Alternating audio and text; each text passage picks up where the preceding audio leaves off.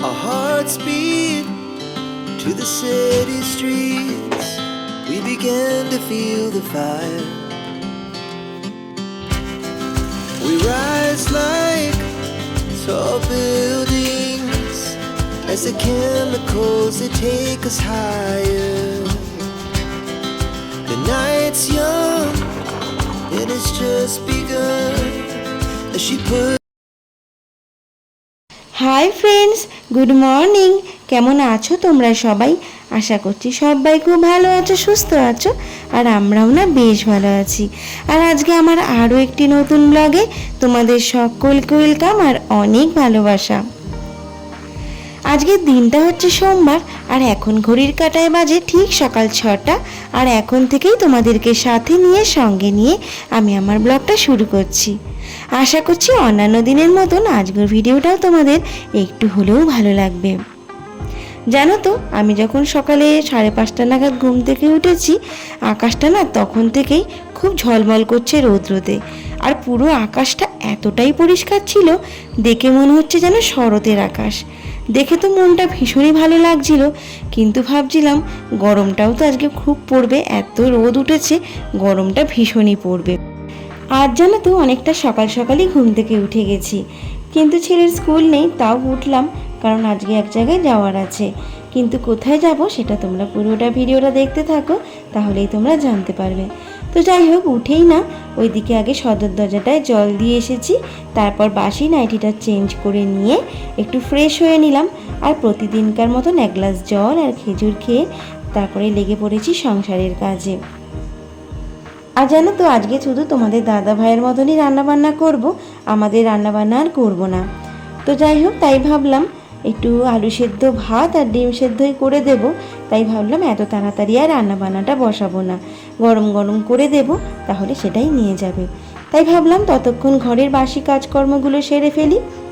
আর জানো তো, সকাল সকাল উঠেই এত সুন্দর রোদ দেখে না বেশ মনটা এত ভালো হয়ে গেল, কি বলবো। আর ঝমঝম করে কাজগুলোও না সেই জন্য হয়ে যাচ্ছিল। জানো তো, কি বলো তো, কদিন ধরেই বৃষ্টি বৃষ্টি ওয়েদারে না মানে কাজ করতেও ঠিক ইচ্ছে করে না, বাইরে বেরোনো যায় না, কোনো কাজই যেন সেইভাবে করা যায় না। আর দেখবে ঝলমলে রোদ উঠলে গরম হয় ঠিকই, তবে কাজ করে কিন্তু খুবই মজা পাওয়া যায়। তো যাই হোক, আজকে খুবই আনন্দ করে কিন্তু আমি ঘরের কাজগুলো করছিলাম। আর কি বলো তো, রান্না বান্নারও সেরকম চাপ ছিল না, তাই ঘরের কাজগুলো বেশ একটু তাড়াতাড়ি সেরে ফেলছিলাম। আসলে কি বলো তো, এই বৃষ্টির ওয়েদারে না একদিন এমন হয় কোনো কাজই যেন করতে ইচ্ছে করে না। এই ধরো যতটুকু দরকার ততটুকুই করব, এইরকম মানে ঠিক একটু ফাঁকির ওপর দিয়ে কিন্তু চলে যায় দিনটা। আসলে প্রতিটা কাজেরই কিন্তু একটা নির্দিষ্ট দিন ছুটি থাকে, কিন্তু আমাদের এই মেয়েদের সংসারের কাজের কিন্তু কোনো নির্দিষ্ট ছুটির দিন থাকে না। তাই জন্য এইরকম একদিন না মানে অলসতা করেই দিনটা যেন কেটে যায়। তবে কি বলো তো, যত সংসারে অলসতা করে দিন কাটাবো, তত সংসারের কাজের প্রেশারটা কিন্তু আমারই এসে পড়ে। আমার কাজটা তো আর কেউ করে দেবে না, তো সেই জন্য চেষ্টা করি একটু কষ্ট হলেও সংসারের কাজগুলো সাথে সাথে গুছিয়ে নেওয়ার। তো যাই হোক, দেখো এদিকে তোমাদের সাথে গল্প করতে করতে কিন্তু আমার ঘর ঝাড় দেওয়া কমপ্লিট হয়ে গেছে, আর এদিকে ঘর মোছাটাও কিন্তু কমপ্লিট হয়ে গেছে। আর কি বলো তো, আজকে যেহেতু রান্নার সেরকম চাপ নেই, তাই ভাবলাম ঘরের সমস্ত সংসারের আশিপাশি কাজকর্ম সেরে নিয়ে স্নান করব, তারপরে পুজো দিয়ে নেব, তারপরে কিন্তু ভাতটা বসাবো। যেহেতু আজকে শুধু সিদ্ধ ভাতই করব, তাই তাড়াতাড়ি বসাবো না। আর কি বলো তো, আমাদের বাড়ির মেয়েরা মানে কোথাও মানে যেখানেই যাওয়ার হোক না কেন, মানে ঘরের সংসারের সমস্ত কাজ কিন্তু গুছিয়ে রেখেই তবে যেতে হয়। আমরা কিন্তু কখনোই মানে কোথাও যাব বলে ঘর সংসারটাকে মানে অগোছালো করে রেখে দিয়ে কিন্তু বেরোতে পারি না। ঘরটাকে আগে সুন্দর করে গুছিয়ে রেখে সমস্ত কাজ পরিপাটিভাবে করে রেখেই তবেই কিন্তু আমরা বেরোতে পারি।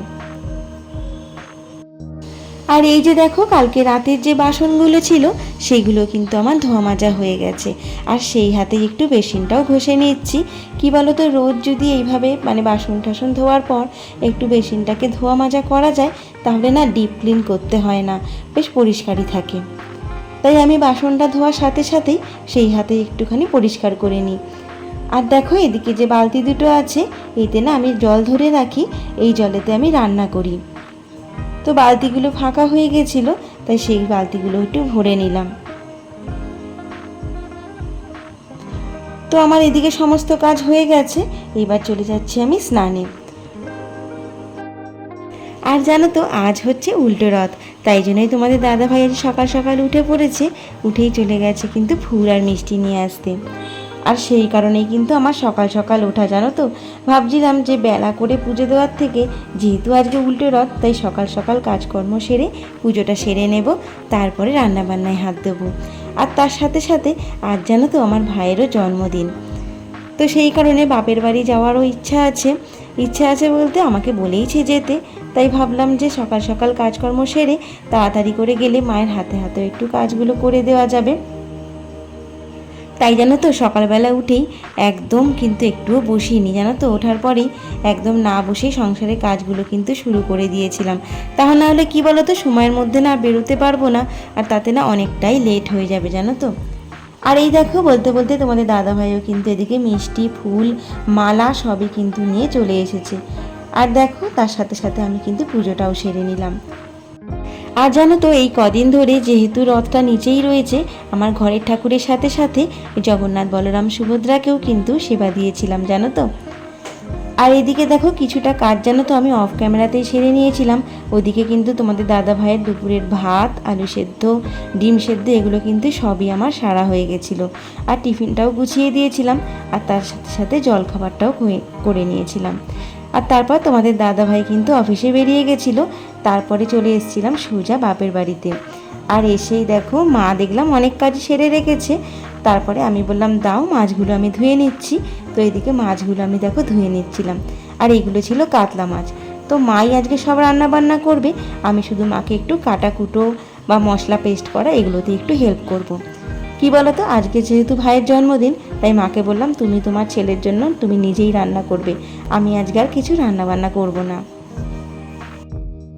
আর এই যে দেখো মা একদিকে ওভেনে বসিয়ে দিয়েছে পায়েসটা, আর একদিকে জানো তো মাছের মাথা দিয়ে ডাল করবে বলে মাছের মাথাগুলো ভেজে নিচ্ছিল।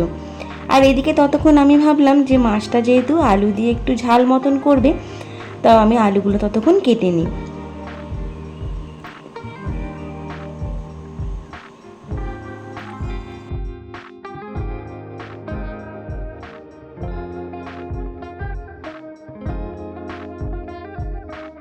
আর এই যে দেখো মাছের মাথাগুলো কিন্তু সমস্ত মশলা দিয়ে কষানো হয়ে গেছে, আর এদিকে সিদ্ধ করে রাখা ডালটাও কিন্তু মা ঢেলে দিল।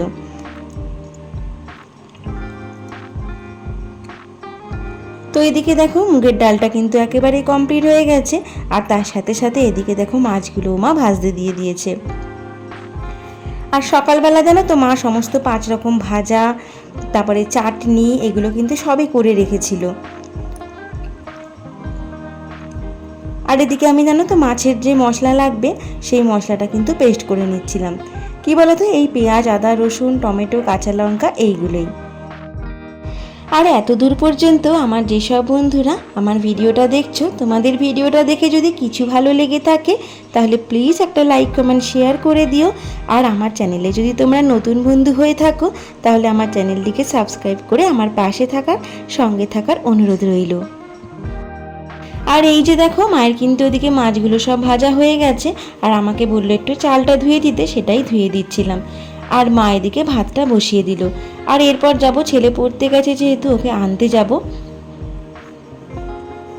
আর জানো তো ছেলে পড়াতে দিয়ে তারপরে আসার সময় আমাদের পাড়াতেই একটা দোকান আছে, সেখান থেকে আমি একটা ভাইয়ের জন্য ডেয়ারি মিল্ক কিনেছিলাম। সেইটা এনে বাড়িতে এনে ফ্রিজেই রেখে দিয়েছিলাম, আমি সেটা আর দিইনি, ভাবলাম ছেলে এসে ওর মামাকে দেবে, তাহলে সেটাতে আরও বেশি আনন্দ পাবে। তো দেওয়া মাত্রই দুজনে দেখো খুলে খাওয়া শুরু করে দিয়েছিল। আর এদিকে দেখো মায়ের ঝোল কিন্তু একেবারে ফুটে গেছে, আর মাছগুলো কিন্তু একে একে দিয়ে দিয়েছিল। তো দেখো এদিকে আলু দিয়ে মাছের ঝাল কিন্তু একেবারেই রেডি। আর এদিকে ভাতটাও ফুটে গেছে, ভাতটা নাবিয়ে নিলেই কিন্তু রান্না একেবারেই কমপ্লিট। তো দেখো আজকের মেনুতে ছিল 5 রকম ভাজা, মাছের মাথা দিয়ে ডাল, ভাত, আর এই আলু দিয়ে মাছের এই কালিয়া মতন, আর হচ্ছে চাটনি, মিষ্টি, পায়েস আর পাঁপড়।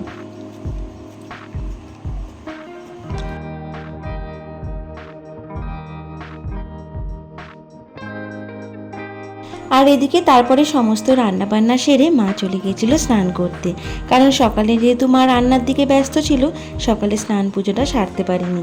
তাই সমস্ত কাজকর্ম সেরে নিয়ে স্নান করে পুজো দিয়ে তারপরে ভাইকে খাবারটা বেড়ে দিয়েছিল। তো দেখো কি সুন্দর করে গুছিয়ে গাছিয়ে কিন্তু পরিপাটিভাবে ভাইকে কিন্তু আজকে খেতে দিয়েছিল। তো ওইদিকে ভাইয়েরও খাওয়া দাওয়ার পর আমরাও কিন্তু খাওয়া দাওয়া সেরে নিয়েছিলাম, নিয়ে তারপরে চলে এসেছিলাম মাকে নিয়ে আমাদের বাড়িতে। যেহেতু আজ উল্টো রথটা নিয়ে বেরোতে হবে, তাই একটু সাজাগোছাও করতে হবে।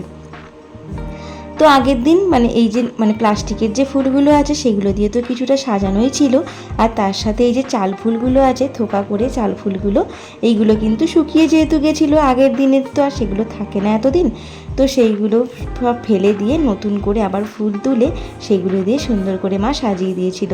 তো আমাদের রথটা কেমন সাজানো হয়েছিল সেইটা কিন্তু কমেন্টে অবশ্যই জানিও।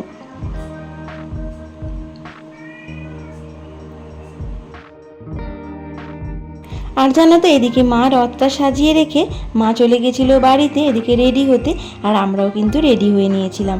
আর রেডি হয়ে একেবারে 6টা নাগাদ বেরিয়ে পড়েছিলাম রথ নিয়ে। আর দেখো আগের দিনের মতন আমরা সবাই কিন্তু বেরিয়ে পড়েছিলাম রথটাকে নিয়ে।